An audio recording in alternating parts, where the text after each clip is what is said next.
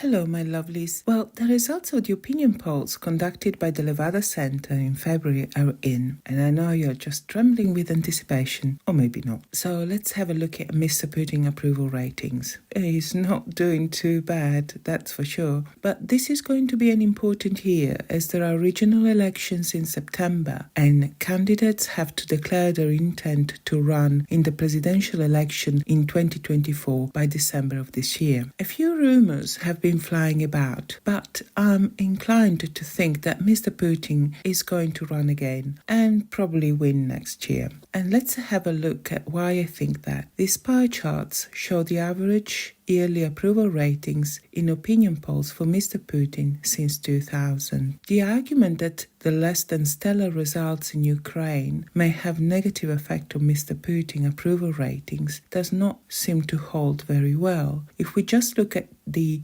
2014-2015 and 2022-2023, it seems that in both periods, Mr. Putin approval ratings received a bit of a boost. So the ongoing conflict in Ukraine is unlikely to be a deterrent to Mr. Putin running for president again or cause him not to win. Looking at the Levada Center's reports, support remains reasonably high for the special operation and the armed forces. The majority of the respondents believe that the war will drag on, but that eventually Russia will win. Most respondents appear to share the view that the aim of the special operation is to prevent an attack on Russia and to protect Russians inside and outside their borders, and to eradicate fascism, which chimes well with Mr. Putin's speech to the Federal Assembly. And not to point out the somewhat obvious, but if you were politicians with this kind of approval ratings and a fair amount of support for your actions among the electorate, would you run for office again? Let me guess, probably yes. Moreover, war may not be the most prominent issue in the mind of Russians when voting, which is not unique. Conflicts, of course, differ widely, but for example, neither the war in Iraq or Afghanistan were going well when President Bush in the USA and Prime Minister Tony Blair's Labour Party in the United Kingdom won election and maintained their positions as President and Prime Minister respectively. A far, far away war, which is what the Ukraine war is for a majority of Russians, is not going to dramatically influence voting choices. Domestic issues are, though.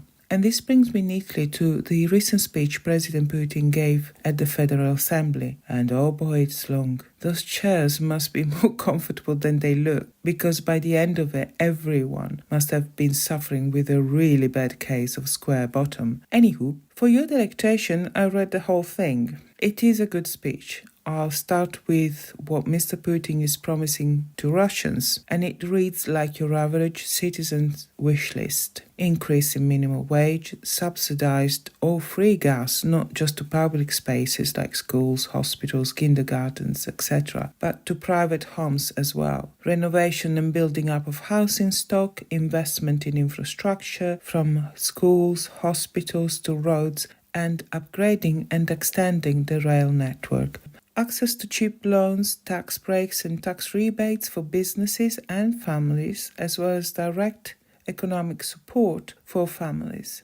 Economic and health support for war veterans and their families. Investment in education at all levels, reducing red tape and change existing financial regulation to foster investment and growth. Support homegrown manufacturing, and a reasonably well-thought-out green agenda, and a side jab to the oligarchs, or pardon me, businessmen, which I suspect is a bit of a crowd pleaser. But the jab is followed by reassuring words. If you come back and work hard for Russia, all be forgiven.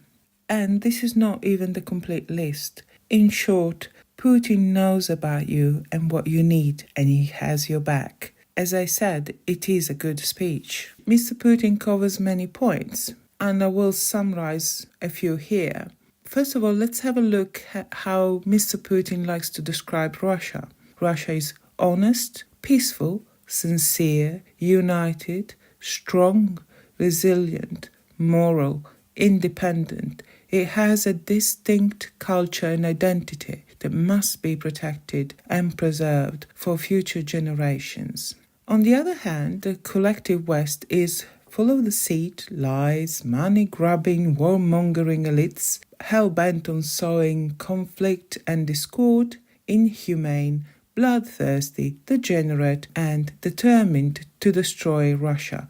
Well, you get the gist. West equal bad. Putin has a few remarks on Ukraine as well, as you would expect. The Kyiv's regime is a puppet of the USA and the Ukrainian people are suffering because of it. And of course, neo-Nazis have taken over the country. The West is framed as the ultimate sponsor behind terror attacks inside Russia, as well as attempting to foment discord and discontent inside the country by various means, including spreading false information via social media and the internet in general. In light of the above, the following changes to the requirements for presidential candidates make a bit more sense. Presidential candidates have to have been residents in Russia for at least 25 years, previously it was just 10, and they must not have a foreign citizenship or residence permit in a foreign country, either at the time of the election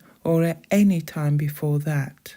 And the Duma is looking at increasing the scope of the law against the spreading of false information, both with regards to which organizations and institutions are protected by the law and the harshness of the sentences if found guilty. To conclude, this is not the speech of a person about to quit, and incidentally, a clear line in the sand has been drawn, so to speak. You are either with us or against us, and what is classed against us is ever expanding. Of course, many things may happen and will happen between now and next year elections. Thank you so much for watching. I hope to see you next month with another update. And in the meantime, take care and have a wonderful day. Bye-bye.